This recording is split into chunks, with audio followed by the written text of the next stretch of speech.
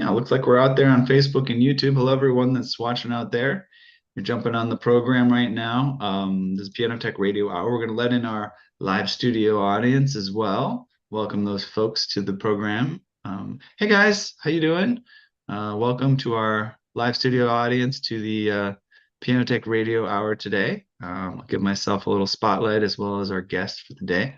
Sorry, we're starting a moment late, but we'll dive right in here momentarily. Looks like we got a nice turnout today. Thanks for joining us, everyone. Happy 2020, 2025.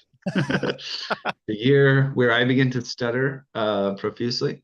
Um, yeah, it's going to be a fun one. We're going to talk about music, learning, technology, maybe a little bit about the Los Angeles, the glitz, the glamour, and the flames. Maybe I don't know if we'll talk about that, but yeah, we'll get into it today. It's going to be a fun one.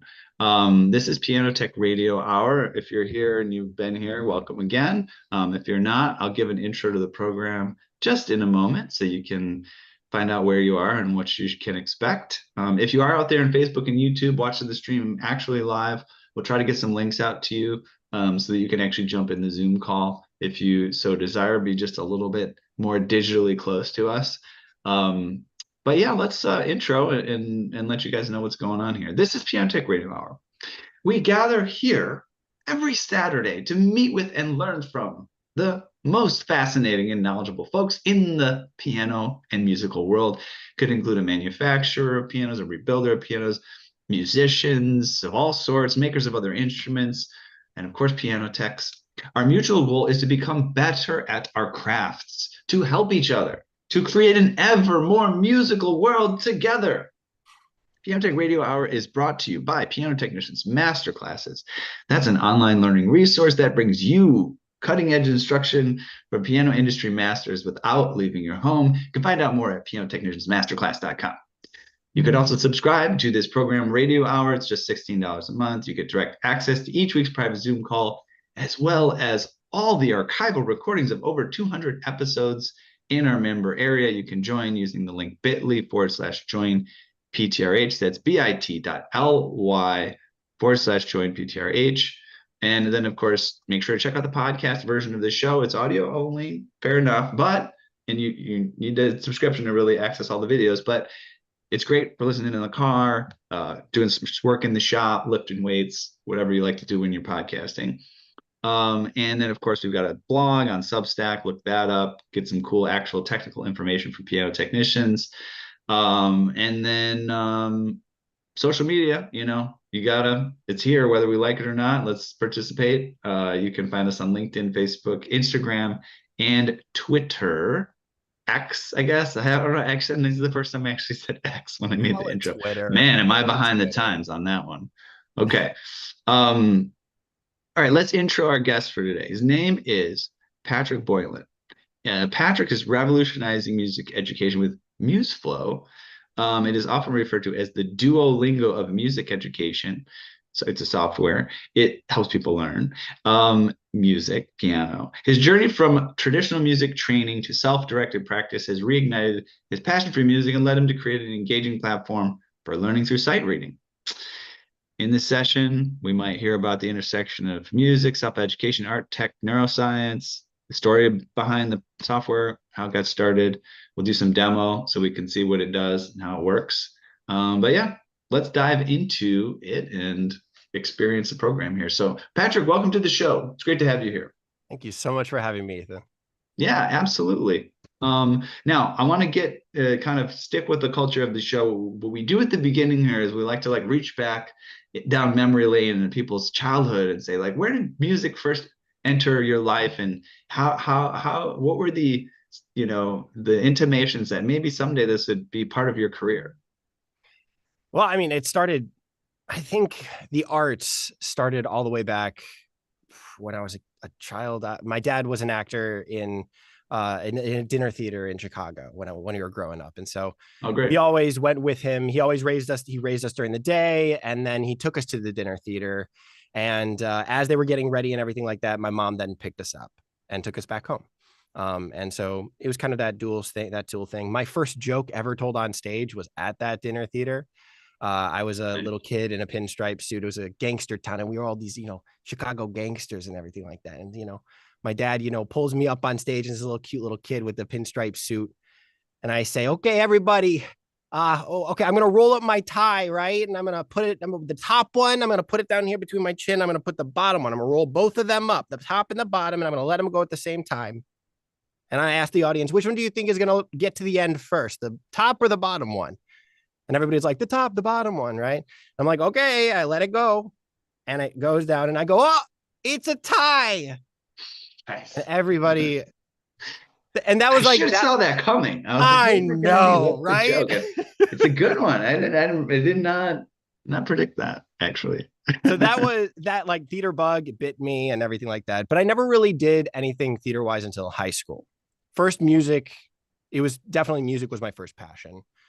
8 years old, probably, I asked my parents. We had this, old beat up piano in our living room that was in this piano bar for a while that we inherited from a family friend. And it had coaster stains on this, beer cans were like set on the side. So there's these big rings on the side. It was just old and beat up and I loved it. Right. And I wanted to learn it. And so I asked my parents, hey, can I play piano? Can I learn how to play piano? And they're like, it's a lifelong hobby, Pat. And I'm like, I want to do it. I want to do it. And I'm like, okay, we'll get you private lessons. And so they started getting me private lessons. And I swear within the first, I don't know how long, I was 8 years old, but like it felt nearly immediately, I just did not like the process of learning in that traditional way. Mm. I mean, you probably all know, like if you play piano, it's that classic way of like, here's a new skill. Your teacher gives you like a new note or a new rhythm, right? And then they give you a song or two to go home and practice. You got to repeat that over and over and over. And then you got to come back the next week, or they come to you and they stamp their approval. And then you move on from that. My mind just didn't work with that. I can look at it in retrospect. I'm like, my ADD brain did not really do much with that, right? I felt like I was learning each skill in, compartmentalized. It wasn't like skill building. It wasn't proper skill building where it was, it just felt like it was cumulative. No, it didn't. It felt very isolating in that regard because I only learned that skill in the context of that one song. Okay. Yeah. Yeah. So cut to 8 years later, my parents had to ground me for practicing because I wasn't practicing. Thankfully they did that. I'm a professional pianist now, but like still, that's like, it's one of those things. It's like I can look back in retrospect, but I hated the process. And I don't really consider that to be like my substantial music education. It taught me the basics. It taught me how to play. But what really taught me was when my teacher retired. I ended up going back to my parents' sheet music and finding these little pieces that I loved. I just like started playing it and like figuring it out and found this little phrase that I really loved. And I just kept repeating that over and over and over. And then I closed the music and I had embodied it at the time. And then I like just improvised around it, putting this phrase into different musical contexts. I inverted it. I put in the left hand with accompaniment on the right. I put in the right hand, accompaniment on the left. I changed the key. I changed the time signature. I really messed with it, right? Really fleshed it out. And I was like, that was really cool. Great. And so I just kept doing that over and over and over. Cut to college. I was the only acting major that really could play piano. And so a bunch of people kept throwing musical theater pieces in front of me, being like, I want to practice this. I want to practice this. And I was able to play it because again, looking back, you see, okay, I had taken the building blocks of musical theater because my parents had a bunch of musical theater. I had taken the building blocks of musical theater and I had really embodied those skills to the point of if I saw it again in another piece, I was able to play it. And so that is that skill is very, it's wide. You need that skill to be a professional musician. And so here I am in Los Angeles. I'm playing piano at a piano bar. I had a couple different jazz residencies. I did an after school program where I was an accompanist for musical theater classes. I play for auditions, which again, that's a lot of like throw music in front of you that you don't even know and you have to sight read it. So that skill is very, it's what taught me the fundamental skills of piano playing, but it also is a very fundamental skill in its own right, you know. Hmm. So yeah, so I was like, what if there's a way to port that idea, that concept of sight reading and iterative learning and skill building? What if there was a way to port that over into an app when I started playing piano, you know, out here in LA? And that's what MuseFlow is. Hmm. It's that sort of, it's teaching you how to play piano through the act of sight reading. You're never going to see a same line of music, the same phrase of music ever. It's never going to repeat. It's always going to be new. Hmm. Yeah. And I got a chance to try it here in my area. And it was definitely an interesting experience. You know, we'll do a demo. People won't have like the physical experience like I did of doing it, but you know, you get a keyboard in front of you, plug it into the computer, pretty simple interface that way. And then, you know, there's an interface on the screen and you're given sort of notes to read that are at your level. And it just kind of flows, right? You got to try it out. And it's even as a, I mean, I'm professional level musician, I would say. I mean, I'm not practiced, I'm not out there gigging, but that's my level. But I'm not an amazing sight reader. That is not something that I got great at. And so yeah, for me, you know, I was just struggling with the best of them there. But it's a great interface where, you know, no matter your level, you can get better. And it's hard to recreate that, right? If you have a piece of music in front of you, you see it, try to read it, then you already saw it. How does that work on your sight reading? No, it's not as good, right? Yeah. So we'll do a demo a little bit later, but I do want to talk about, so you talked a little bit about your origin story as a musician, and it was nicely interleaved with just like this process of learning about music and sort of the desire to share that and the kind of way that your skills helped amplify your career and your sort of social and business network. What about the origin story of the actual project? Like you know, I'm an entrepreneur. I love starting things Right. and dreaming and stuff like that. How did that all come together? Like, what is this thing made from? What are the people behind it? How did you bring that all together? It was an interesting pivot, in my opinion, because I'm an actor and I'm a pianist. I'm not an entrepreneur, but if you think about the skills that are necessary to be an actor in a way, the business side of it all, right? Where you're pitching yourself through auditions and you have to find a way to deliver your message, your skills in a way that is received properly by everybody else. It's like, okay, great. Like in a way, and the gregariousness that you need to really get it out there and no shame, no fear, all of that. It's just like it ported over in a way to, yeah, to me being able to be an entrepreneur, which again, I don't like identify as an entrepreneur, but proof is in the pudding, I guess. People have said, no, you're an entrepreneur. Anyway, so how it started was I was just bored one day and thinking, you know how creativity happens when you're bored. I've always been told that, and I truly believe it, that the times that you need time to be bored to then be creative, right? And so I was making a good living. I was playing piano, I was acting, I was doing the thing here in LA, right? And I was, you know, at a couple hours during the day and something just popped in my head. I'm like, what if there was a way to teach people how to play the way that I taught? Because here I am, and I think there might be something to that. And so I just started thinking about it. I'm like, okay, maybe cool. Let's think about sight reading, right? We can teach you from the ground up, right? We can teach you from one note, three rhythms or something. We can teach you how to read music within a very short amount of time. Let's consider this like, how are we going to engage people in the learning process that is very flow inducing? I think that was very important in my journey. So how do we give that to people? Well, I think it's, you know, you build an app that's low touch. Everything is fairly automated. You continuously play and play and play and find the groove where the challenge of what you're playing meets your skill level. Okay, great. So it can't be a structured curriculum, but we do want to also have a structured curriculum. So it needs to be this sort of like soft unlocking of levels and repertoire, but you can still go play whatever you want to at a higher Hmm. level if you want to. So it's okay. We got to find a blend of that. And I was like, whoa, okay, so something's coming together here. What if we teach how to play the basics through sight reading? The act of reading music at first sight. Okay, amazing. So cursor will go across the screen. We got 2 phrases in a row. Let's gamify it so that you have to get 95% accuracy at the goal tempo to then pass that level. Oh, whoa, this is a game. I was like, okay, whoa, this is definitely something here. So I brought it over to my music teacher friend, Stephen Gizzy. And he's like, Pat, I have literally thought about the same idea. And I was like, what? And he's like, pulls up all these notes on his computer. The guy's a consummate note taker. And he's like, okay. And I like start reading through it and he starts talking about it. And he's like, the only way to really make this scalable is to include generative AI, because otherwise you'll have to write all of the phrases of music. And that's just not scalable, right?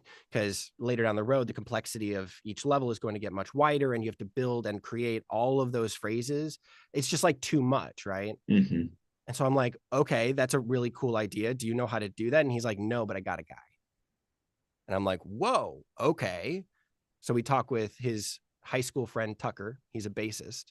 He plays bass. He played bass in a band with Steven in high school. He builds AI models for a couple of fintech companies. And he was like, this is a really cool idea. I really want to do this with you guys. It's like, okay, amazing. So we got these 3 co-founders, me, Steven, and Tucker. Amazing. So we then brought it to VC companies being like, hey, give us money to build this. And every single one of them, we only went to 2 of them, but they were like, hey, have you guys built anything before? And we were like, no. And they were like, okay, we need to see a proof of concept. Otherwise, we're not going to give you money, because this is your first time, your first venture. You got to build something first and then we can talk. I'm like, okay, cool. So then we were like, put it out in the universe. Like, we need some engineers. Amazing. All right, let's see what we got. We didn't even think about this other friend of ours, Stephen Staley. He is a back-end engineer. He it works for a very, very financially successful company, making loads of money. We met him through a friend of a friend, and we ended up getting along with him very, very well, just as a friend. And so we ended up going on a hike one time, and we started talking about MuseFlow and talking about software development and the agile method and all of the things for software development. And then we started talking about MuseFlow, really about the core concept, and it blew his mind. He loved the idea of all the databases that were going to be needed to like build and make. You gotta love that. You gotta love that idea of all the databases, you know? Like, you're like, I am so not interested in that, but I'm so glad you are, You're the guy. You're the guy. Yeah. So, but we never really even like pitched him. He just was like spinning around in his head of like, this is amazing. Like, I would love to be a part of this. And we're like, I mean, I'm cool. You've already got a job. And he's like, I know. A week later, he says, I want a meeting with you guys. We're like, a meeting? Okay.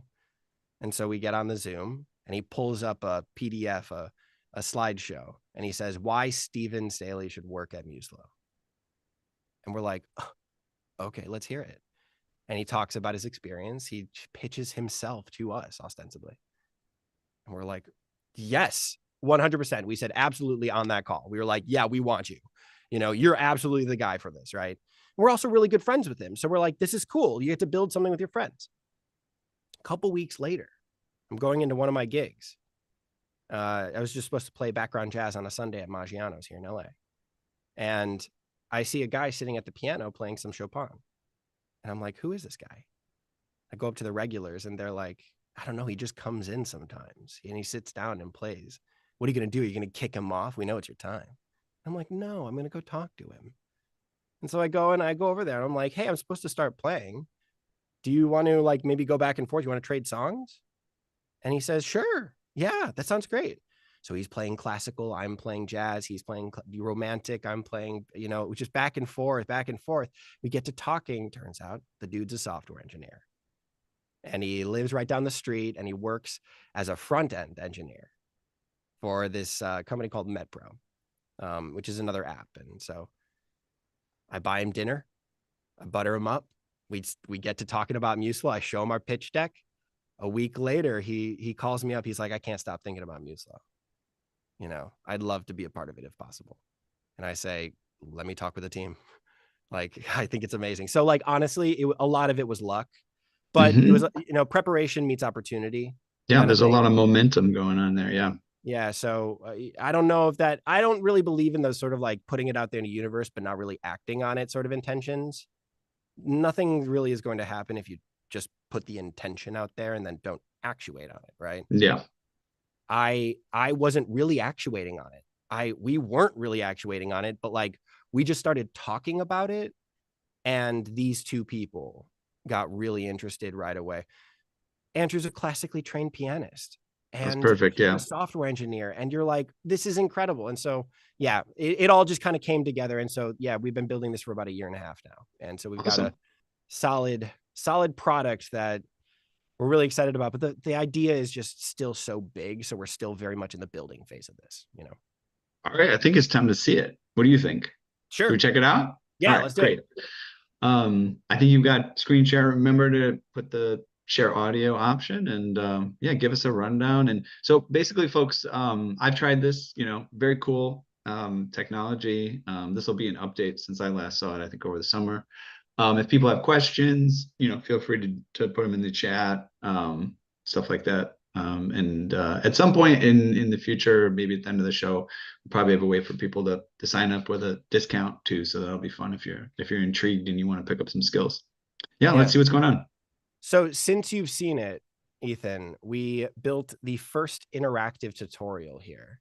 Oh, see, there we go. You got to connect your keyboard. Right now it's browser based, so you have to have Chrome. Let's see this. One sec. It's going to update here. This is a piano. So as you can see, we start you from literally zero, right? We start you from this is a piano, right? Mhm.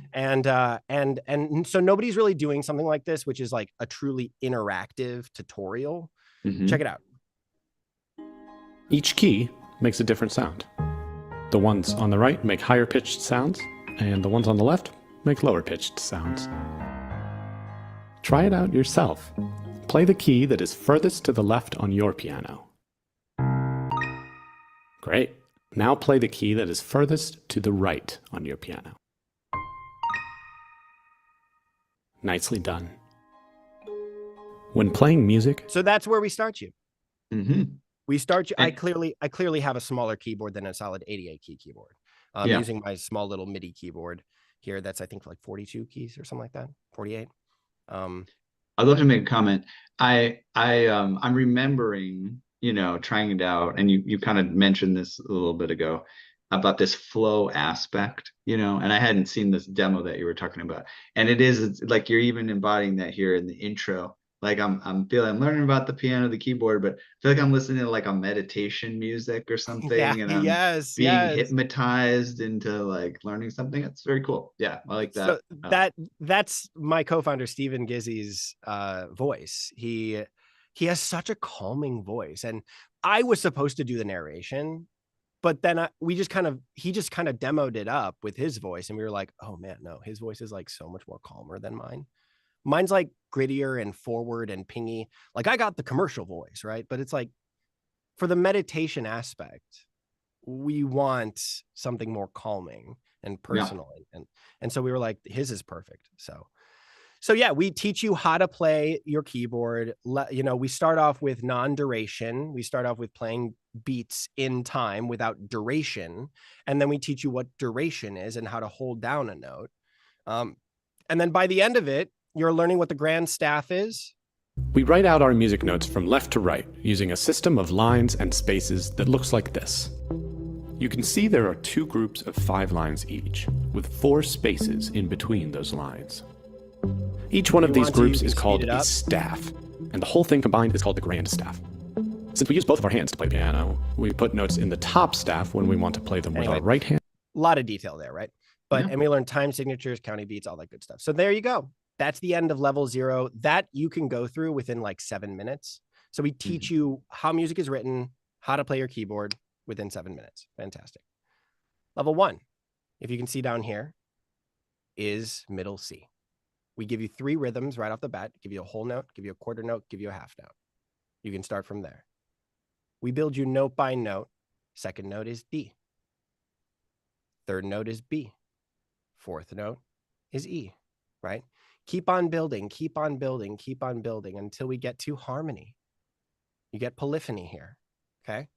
Polyphony, polyphony, and then we bring to rests, okay?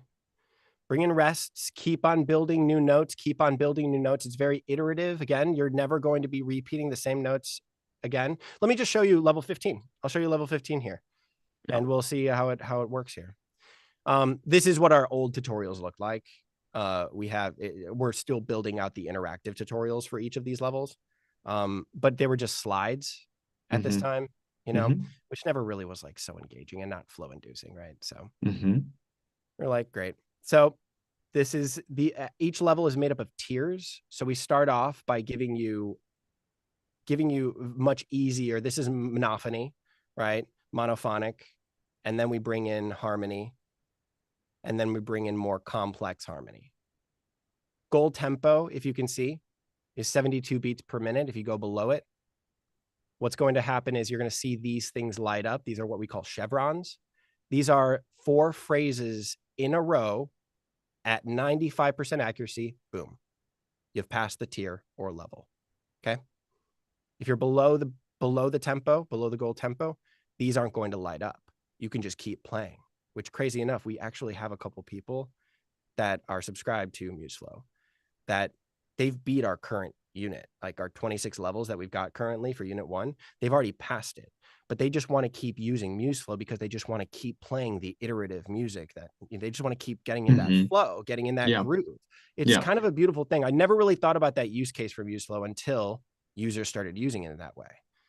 To one of them in particular, it's a total side note. I'll get to actually playing this in a second. But he says he has a really stressful job. And the way he unwinds at the end of the day is by playing MuseFlow. He comes home and he sits in front of his computer and he just goes. And then he's able to be present. And then he's able to move forward with his life. I just think that's a beautiful thing. I'm like honored that he is using it that way, Yeah, and just as a note on that, and to kind of give the context here, we kind of mentioned it, went through it. So the music that we're seeing right now in front of us, and you can correct me if I'm wrong, but it's basically AI generated music, and it will generate something new. Like this is something, it may have generated it before just out of happenstance, but it will generate new music to kind of like keep you fresh, right, as you go along, right? I gotta correct that because it's not accurate, right? It's not true right now. So we're building those models right now. Oh, you're building that. Generative AI models. Yeah. These, every single phrase that you're seeing so far, we've written. You have written for unit 1, okay? For unit and then 1, we've created the logic of connecting them properly. Like you can see that like the note here is D, the next note is C, right? So you'll notice that there aren't going to be any jumps between phrases. The logic is fairly simple. It's that the last note of the first phrase, the first note of the next phrase can't be more than one step outside of the last note of the first phrase. Okay. So we've created that logic. That's all good to go. But we are currently training the models. We've got the setup. It's really cool. We call it phrase Tinder because you're seeing a generated phrase that our machine learning model has created. You're seeing it on screen. You can play it. You can see what it looks like. You can have it play back for you. And if it sounds good, and if it does truly exercise the skill that you want to learn in that specific level, enough so that we can actually say, yes, users should see that phrase, give it a thumbs up. We swipe right. Right. And that's how you're training the model. That's how we're training the model. It's going to be, it's reinforcing the model as we go, as we say yes or no. There's a ton of no's, of course. But that is reinforcing the model in the proper ways that we want to. Cool. So unit 2 is going to be where we really exercise that, where we actually implement that, because right now the complexity between the first tier of level 15 and the last tier of level 15 is fairly minimal. But the complexity for unit 2, those levels, when we include 16th notes, when we include 8th notes, different time signatures, more keys, the complexity and more notes, let alone more notes, right? the complexity is going to be much wider for that level. So more phrases need to be written within that context of that level. For example, we only have about maybe 200 phrases that are written for each tier for unit 1 for each level, right? Each tier within each level, about 200 phrases for each tier.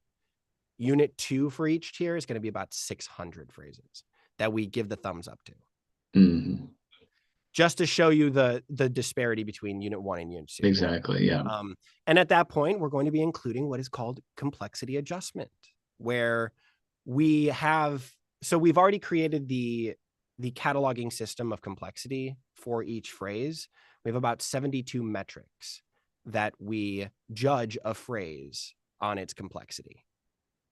That includes polyrhythmic complexity. That includes how many notes are actually in it, the width of notes, how low and how high it goes, the diversity of rhythm, the diversity of pitches. Yeah, and it keeps on going. It's just like, and polyrhythmic complexity is like a weird term. You never really have ever heard of that if you think about it. It's like, so polyrhythmic complexity means polyrhythmic, multi-rhythm complexity. Within a phrase, how many different types of rhythms are in that phrase? We can judge a phrase based on that complexity metric alone, give it a number, and then weigh that against all of the other metrics that we've got. And then we have that complexity score for that specific phrase. We gradiate all the phrases, we normalize it from 1 to 100, and then we put those in sequence. And we give those to you in sequence. And we jump you higher and farther if you're doing better. We've already created the models for all of this. It's just about implementing it now, you know? It's all really fun stuff. I'm obsessed. So it's really cool. All right, go ahead and show us. Here we go.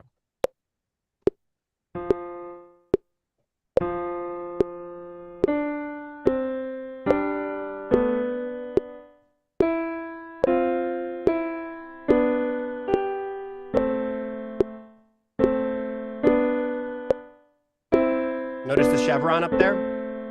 Started blinking because I'm above 95% accuracy.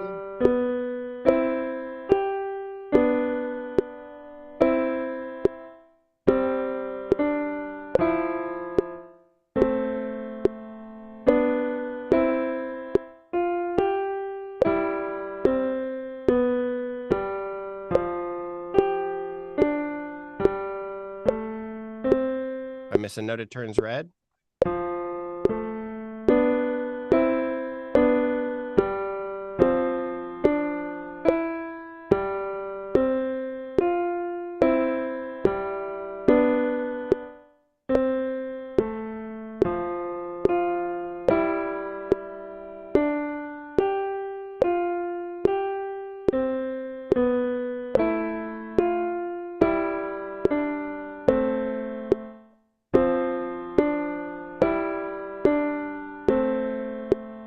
And there we go. Cool. You can see that, yeah. So repertoire then gets unlocked at the end of that. You've successfully passed that level at that point, and so we can go on into all of this different repertoire. This is also, I think, another thing that might have been different since the demo that you saw. Really, I mean, you might have had the repertoire, but I didn't really go through it. Got it. Okay, yeah. And so then you can just go right on into playing these songs. We've got an entire library, about 100 and something songs. Can you play one of the songs? Absolutely, I can. Play. I can't. I don't want to play that high. I don't want to. The sight reading. So the sight reading music is almost intentionally not your typical music because it wants to test you on whether you're going to grab the notes. You're going to see them by sight as opposed to I don't know, just like some sort of existing pattern, or sometimes music is very repetitive, right, by its nature, and right. Yep. But then when you're done, you get to actually play a song that is, you know, it tests your knowledge and abilities, but has a melody to it that has some patterns that are recognizable, and yeah, you can latch onto. Exactly.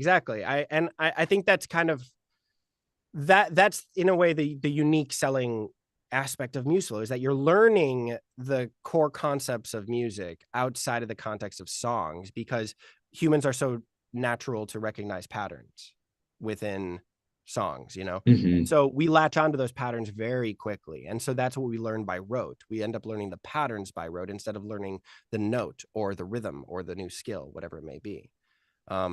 That's why that honestly is why 85% of people stop learning, in my opinion. They stop after high school. They stop their instrument is because they haven't cumulatively learned the skills that are proper, you know, for you to be able to play at a certain level. So what you're ending up doing is we're just focusing on what songs can you play at a higher complexity. That's all we're focusing on in traditional lessons.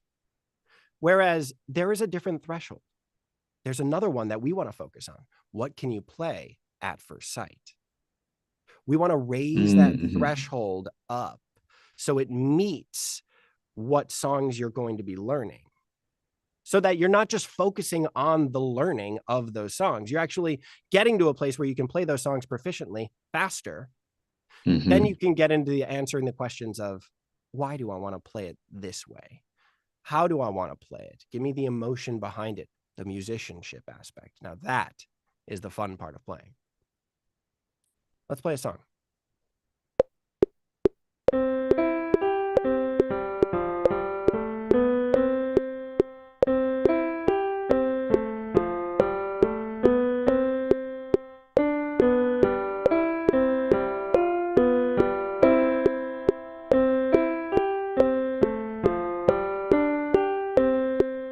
I got 93% accuracy. I'm going to repeat it.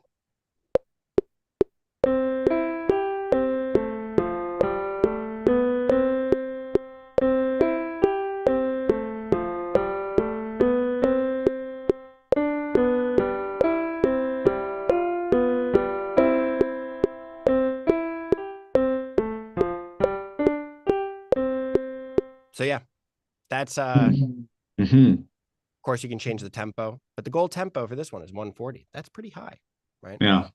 Got a couple different options. What I like about it too is it's very discouraging of this common habit where when you make a mistake, you stop, you know, and it's actually nice because I think there is that sort of a human tendency when you make a mistake to stop so you can recognize it. Oh, okay, that's what I was, I made a little mistake there. It's kind of nice. It's okay, you made the mistake. We got it notated right here. You had a mistake on this note. Okay, fine. All right, let's move on to the next one. You can go back and check what they were. That's kind of cool.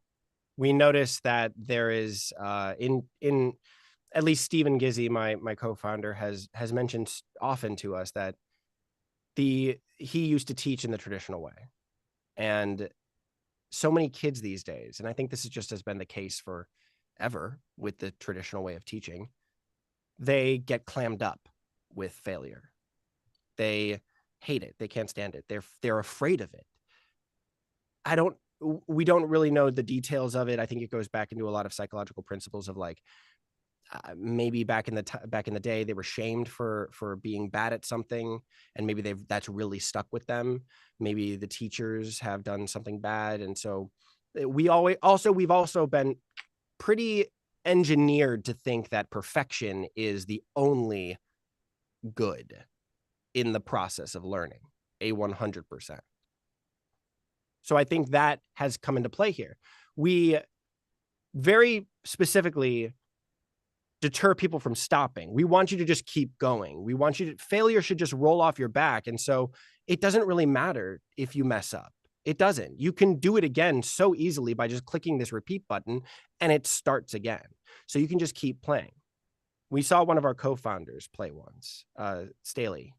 He finished a level. We watched him finish a level, beat a level, and repertoire got unlocked. I think it was level 18 or something like that. And he's like, amazing. Okay, I'm going to try this song. And he like sits down and he starts playing, and we're all on a Zoom with him, right? And he's like playing the song, messing up constantly all over the place, just all over the place. But he's still engaged and he's smiling. And we're watching him, and he finishes the song, and we look up at the accuracy, and it's 40% accuracy. He barely got a note right on that thing, but he still had so much fun. Yeah, that's true too. There's something almost like you get it's kind of like a giddy kind of like, oh, I'm trying to, it's like you're playing that whack-a-mole kind of thing, right? That's Yeah, fun. It's yeah, fun to yeah. play whack-a-mole. You're not gonna be like, oh, I hate whack-a-mole because I never whacked the moles. It's fun. It's like you're getting a little bit of a juice from like the rush of like having this crazy challenge that you probably can't do, but you're kind of forced with it. I totally get that. Yeah, that's cool. I like that. Yeah, because Yeah. it can really get you down when, like my son does cello lessons, whatever. You get to the thing and can't get it right. You just don't want to do it. You get discouraged. You get discouraged, right? And so we've gamified it to a point of like capturing those dopamine hits and giving those back to you on repeat. And people are just happy to be playing. That's all, forget about, I'll tell you from personal experience, when I'm playing at my piano bar, I'm messing up constantly. It's Right. not about being perfect. It's about entertaining a crowd at that point. And as long as people can continue to sing with you, and as long as you can entertain a crowd, you're good. Mess up all you want. It doesn't matter. People are still going to be engaged. And so that's kind of the meta skill that we're kind of teaching here is perseverance is key. Failure just rolls off your shoulder. Let it happen. Let it pass by you. Don't get down on it. So we've also cared deeply about the Montessori technique in that regard. The only things that we are going to be including here is positive reinforcement about the process, not perfection. Oh man, you worked so hard on that. Well done. Not, you did so well on that. Well done. Mm-hmm.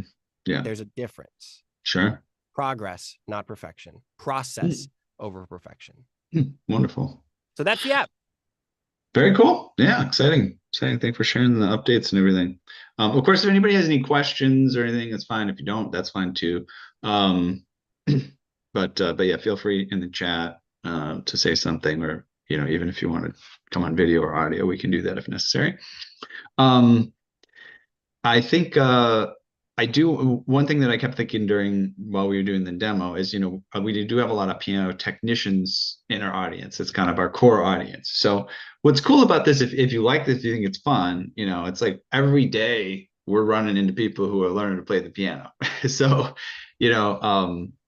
I think we can talk about, I think you'll have like a discount code or something at the end. We can talk about, is that something that they can share with their clients as like a little perk or something?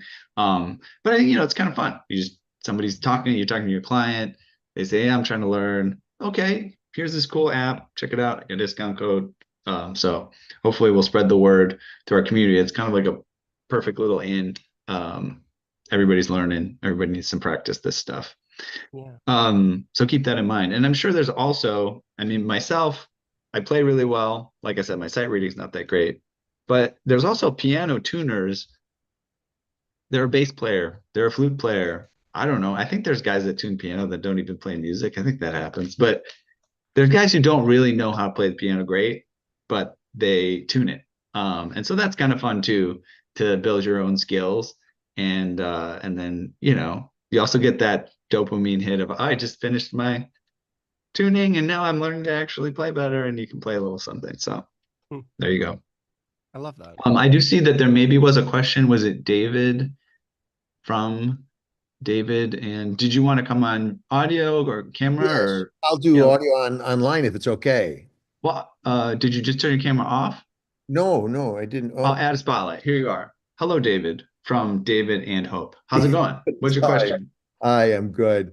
I think it's just so creative and cool that I really got stuck into that when you said, Patrick, when you said that some guy comes back and kind of he learned to maybe do something you had never prepared for, which was underplay the rhythm that was required so that he could continue at that level and just come back and riff. I mean, he just relaxed after work by just, continuing to sight read.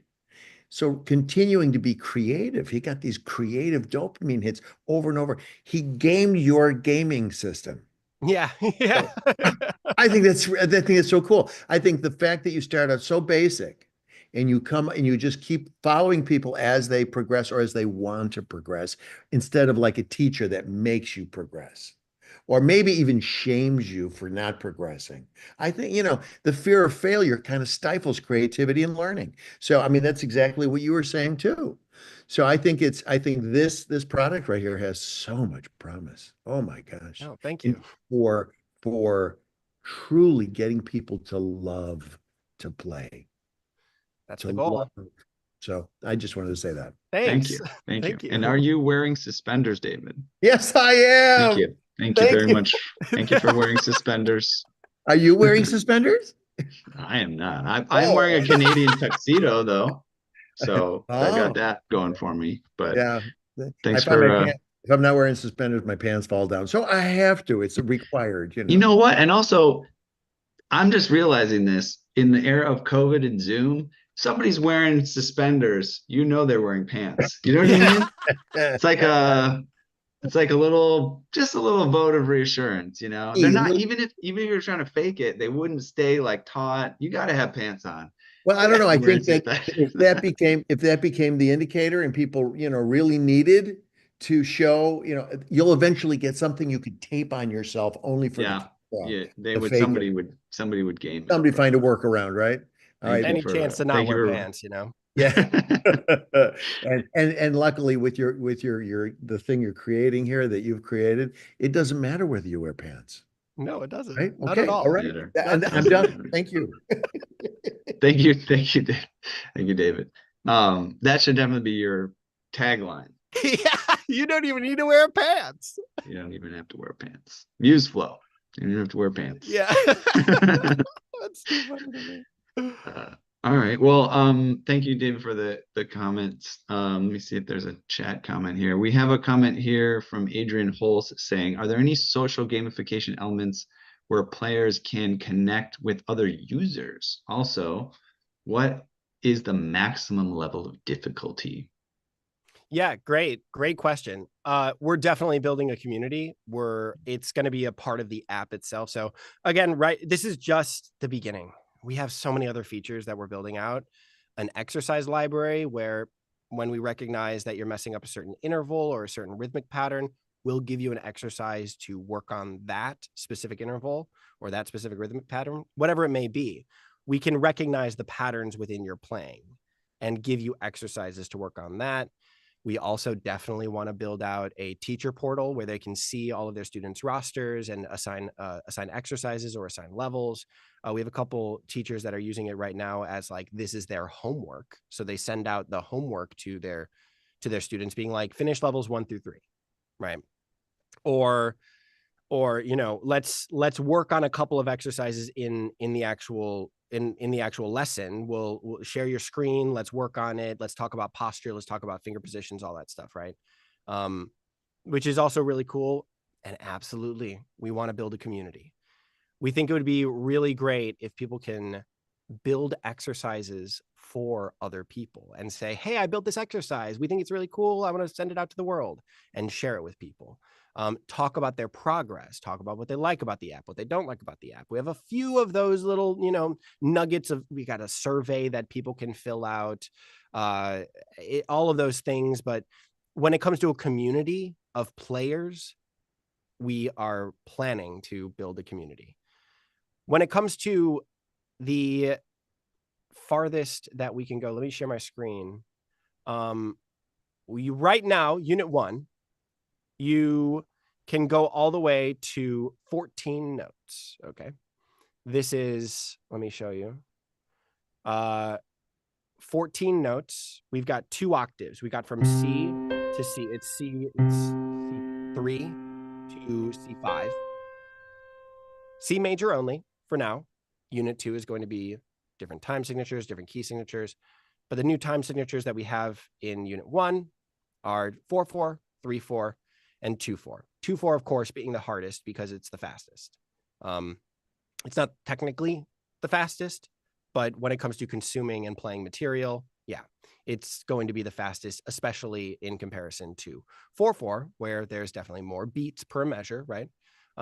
So that's what we've got. We got 14 notes. We've got 4 rhythms, whole notes, half notes, quarter notes, dotted half notes. And we've got C major, and we've got 3 time signatures.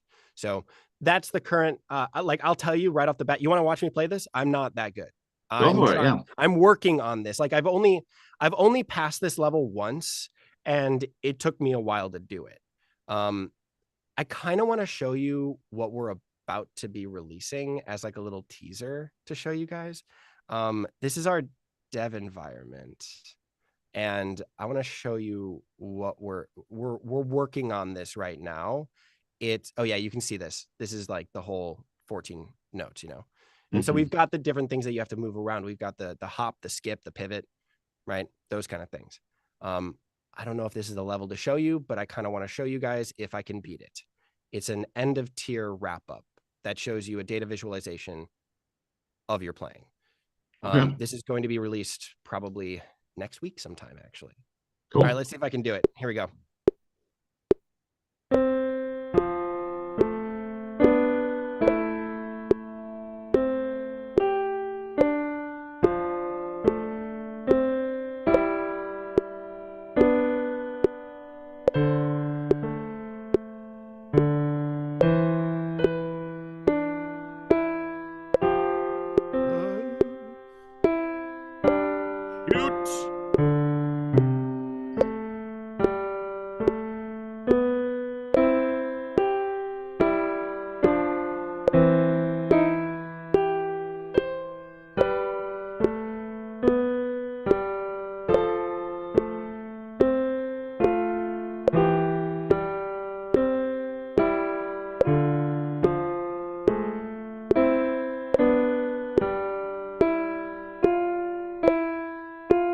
I'm on the third chevron. Nice. Congrats.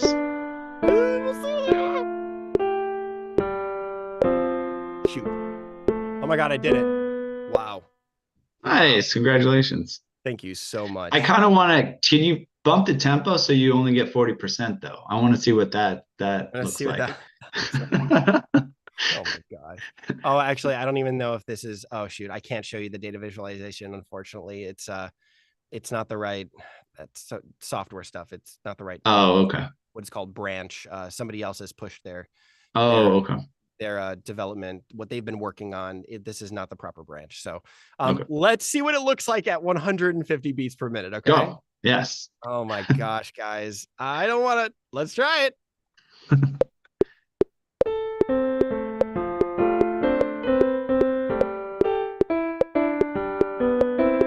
Why is this not working? Hold on.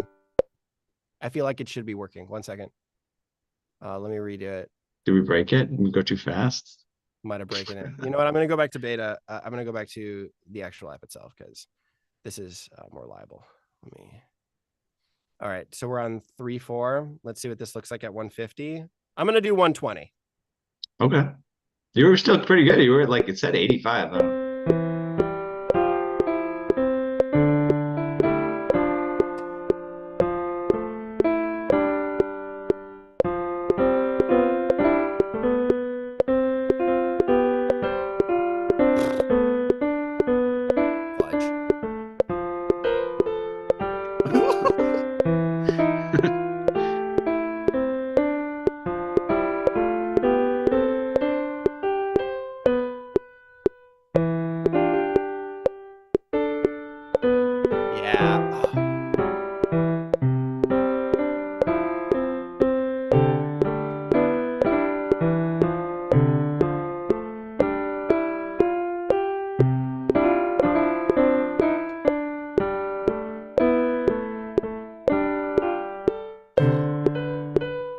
See, at this point, you're like, you're out of flow. You're out of like enjoying it. You're not enjoying but I would actually, I think this is funny though. I remember when I was doing it, you were telling me I was much more tolerant of it because I was saying like it's kind of fun. It's fun, like you were saying, to like play along the game of, man, are we gonna get this or not? You know, just get a little adrenaline rush. But yeah, I hear what you're saying. I think for other people, for me, I was like, for you, it was probably stressful. For me, I know the sound of that was terrible, but it was fun to watch you try to make it happen. I love that. Spectator. There's a little bit of a spectator sport aspect here too, as well. I think. Honestly, we have thought about that. We have thought about possibly making this kind of a competition, going to conventions. It's like watching somebody play a video game, right? Oh, they messed something up. You don't care if they didn't shoot the enemy or whatever. You know, it's fun to watch them play, see how they're going to do, root for them. You know, wonder if they're going to make that. Oh, here comes the hard part. Is he going to get it? Yeah. The crazy thing about it is that to recenter yourself as the player, to recenter yourself and re-engage with the material, you have to disengage in a way, or you have to breathe. You have to breathe and let your hands just do the thing, you know, which is so unlike your typical competitive sport. Usually you have to like work harder and be more disciplined, but no, like when it comes to playing the material that's on the screen properly, the only way that you're going to do it is if you take a breath, recenter yourself, and then re-engage.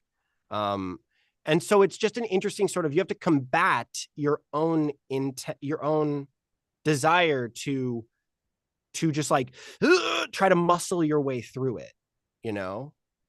That's not what you need to do. You can't muscle your way through this. This is one of those where you have to be passive and just let it flow through you and let your hands do the thing. Otherwise, you're going to clam up. So yeah. Different people have different tolerances, right? Like you have a totally different tolerance for the difficulty of this, whereas I don't want this many errors. I don't. Yeah, I'm going to get discouraged and I'm going to stop playing. But that's the beauty of it all. You can lower the tempo. You can adjust it based on how you want, you know? Yeah. We are going to have to wrap up here pretty soon. We can go on maybe 5 or 10 more, but we'll try to wrap it up. What I wanted to say was just a couple of comments too as we went through this. Again, just reiterating the meditation aspect is kind of cool about it, and it's unique, and it's cool that you're leaning into it. Also, just remind the people who are thinking about, oh, should I try this? You know, as you can see, it's one of those things where you get to get involved while they're growing and changing it, which is also kind of fun if you're into that sort of thing. I think some of our subscribers are into that kind of thing just because that's what this project is, something that started from scratch. You get to see it grow, kind of participate. And I've recently been engaging with Kenny Werner's material. Do you know who Kenny Werner is? No, let me look him up. Okay, so you should look up Kenny Werner. So he's a jazz musician, jazz piano player, and he created a program that was pretty much exclusively geared towards college level musician students, jazz musician students, like a very niche audience. And the whole theme of he created a book, and there's some meditations on it. And the whole theme is you're trying too hard. You need to relax. You need to get in the flow in order to get better at hear jazz music, improvising and things like this. So I looked him up. He's 73 years old now, but he's probably pretty healthy and happy. You should connect with him. I bet you this would be like an interesting synergy. You know, I love it. Yeah, I totally will. Thank you for that. That's so interesting that some people, you know, there's two kind of different pedagogies when it comes to piano playing and piano performance. One is the jazz and improvisation, the sort of like get into the flow, let's chill out and let's enjoy the process of playing. It doesn't matter if you play wrong note, blue notes. It doesn't matter, you know? But then the other one, the very classical, strict, you know, you got to play it perfectly is that's the classical way of doing it, right? And it's hard to kind of mesh those two concepts. We're somewhat meshing them by giving you music, actual music, Western notation that we're getting you in the flow of playing. Jazz and improv, they try to get away from Western notation, and they successfully have, and they did. And you do see some like riffs that are written out and everything like that, but you have to learn them in the traditional way of playing it perfectly, right? And so we're kind of trying to blend those two concepts. I love it. I'm totally going to look this guy up. I'm going to email him right after this. So yeah, it's a good synergy. We should get him on. Maybe he'll come on radio hour. Maybe I can get a score of that. That'd be cool too. Yeah, if you get in touch, connect me. I will. Yeah. Okay, so we should probably roll out here soon. Any last things you want to share? Of course, you want to share where people can go to like learn more, to access this, to subscribe, stuff like that. Anything we missed? Yeah, I'll hand it over to you. Yeah. I'd love to say, like, please hit me up, shoot me an email. It's patrick.boylan@museflow.ai. Don't write that in the descriptions. That's going to totally ruin that'll spam me, you know? But okay. I can put it in the Zoom chat though, right? Yeah. Put it in the Zoom chat, please. Like, shoot me an email. Like, I want to connect with you. I want to hear what you think. This is where we're at right now. We've got about 40 people that pay for this. And we want to hear your feedback and we want you to try it out. So if you think a lot of your audience is interested in being a part of an early music ed startup that is, in my humble opinion, revolutionizing music education, then I would love for you to try it. We give you a discount code. It's specific for this show. It's called, let's give it Radio 50 is going to be the name of it. And you can put that in the description. So you can definitely throw that all over the place. That'll give you 50% off for life. Okay. It's not a lifetime subscription where you can do a monthly, a 3-month bundle or an annual subscription. And each of those two above the monthly give you a little discount on top of it. But we'd love to give you a 50% discount for life, because you would be entering this at the ground floor and you'd be influencing the app and you'd be a part of the network of people that are always giving us notes, and we're incorporating them as we speak. One person has recently come to us saying, hey, I'm red, green colorblind. You guys need to change your colors to allow me to be able to see the error recognition. And I'm like, oh, thank you so much. Like, that's such an important comment and letting us know. Thank you. And so next week, one of our engineers is going to be devoted to creating some toggles. We've already mocked up the UI for that. And it's going to be in the settings section for monochromatic for people that are truly colorblind, and red, green colorblind. So accessibility, it's like one of those things. It's like we never would have known that because none of our founders are facing that difference. They don't have that difference a part of themselves. So it's like amazing. That being said, for anybody who would like to get in on the ground floor, we aren't offering this discount code to everybody. We can't offer it past probably next year, because we'll have the user base that we need right off the bat. We'll have the user base that we need. So if you want to get in on the ground floor and be a part of the development of this app, and we'd love to have you. So that 50% discount code, so that'll be for you guys. Great. Yeah, it's fun. It's fun to contribute. People have ideas. You'll actually listen. Yeah, you reminded me of another thing that I was thinking as we're doing this. I don't know how much you've done this. Clearly, you've done it with your small group, your founders and things. But yeah, just you could have users, when we were talking about like the social aspect, you'd have a call like this with users where you're doing demos and having, hey, Angela, come on up and try it. People Right. watch and whatever. It's you could certainly do something like that. I love that. That's a great idea. Well. Yeah. It would help build a community. It would help give a face, a face to everyone that's involved. And, it's nice to be alongside people that are doing at the same level, they're going on the same journey as you. Such a good idea. I Cool. think I'm definitely going to be doing that in the near future. I appreciate that. All right. Well, if you need any help setting it up, I'm here. Oh, thank you. Okay. Yeah. I'll definitely hit you up. And let's do http://museflow.ai. That seems to be what works best for our website. Did I put that in the chat or not? You put www in front of it and the okay. S. Okay. Try just http://museflow.ai. Forget about the www. Okay. So that that's our website. You can sign up for the free trial right there. You need a MIDI compatible keyboard. You need a laptop or a computer, and you need to be able to jack that keyboard into your computer and have Chrome or Edge browser. I know it's a lot of technical limitations here, but again, universal accessibility is very much a part of like what we're going for here. So we are building the app. We are building an audio recognition algorithm that's really good. We just need to kind of tweak it a little bit, and then it'll be out there. Where you can set your tablet, your phone up on your actual acoustic piano, and then it'll listen to you, and you can play along. So all these kind of universal accessibility features are going to be coming next year. So if that's a limitation for you, honestly, hit me up. I'd love to buy you a MIDI cable.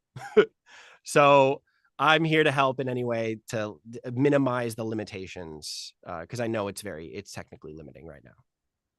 Great. Well, I just signed in. I signed up. Looked like the code works already, so we're ready to go. And my 7-day free trial. It didn't ask me for a credit card even, so that's good.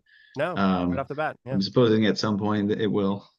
What is the cost right now, just so people can get a sense of what they're getting 50% off of and how that works out? It's $24.99 a month. So we are pricing it pretty high. $24.99 a month, and I think the 3-month bundle is like 80 something, and then the yearly is like 160 something. But again, that 50% discount code it'll cut that right in half. So you're looking at about $12 a month. You got to compare it to the price of lessons. That's kind of the If biggest you compare thing. it to the price of Netflix, it's like, okay, but if you compare it to the price of, $400 a month for piano lessons or something, it's not bad at all. Yeah. Okay, excellent. I'll walk us off then. Thank you very much for joining us here today. This has been fun, and we wish you the best of luck. If people want to keep up with it, they can reach out and they could sign up. And so I will say, we have reached the end of another musical journey here at Piano Tech Radio Hour. Thanks, of course, to Patrick and our live studio audience for joining us today. As always, we're brought to you by Piano Technicians Masterclasses, cutting-edge instruction from piano industry masters without leaving your home. For those of you that joined us today by signing up for this session individually, you can make your life more convenient by subscribing to Piano Tech Radio Hour. It's just $16 a month. You get the recording of today's session in a member area, automatic registration for each week's new session. Sign up at bit.ly/joinptrh. That's bit.ly/joinptrh. Check out the podcast, check out the blog, check us out on socials, LinkedIn, Instagram, Facebook, Twitter. We're also having a masterclass coming up this month in a week or two, and we're having the illustrious Benjamin Rock. He's a former scientist turned piano technician, and he's going to talk about key repairs. So if you want to figure out how to repair those piano keys and do a great job, this guy's technically obsessed. He'll give you the info. So look out for that in our emails, and you can sign up for that masterclass. Also, if you go to our homepage, you can usually just click the link for our most recent masterclass to sign up for. You can find it. Okay. I'll end the session, and we'll see you all next week.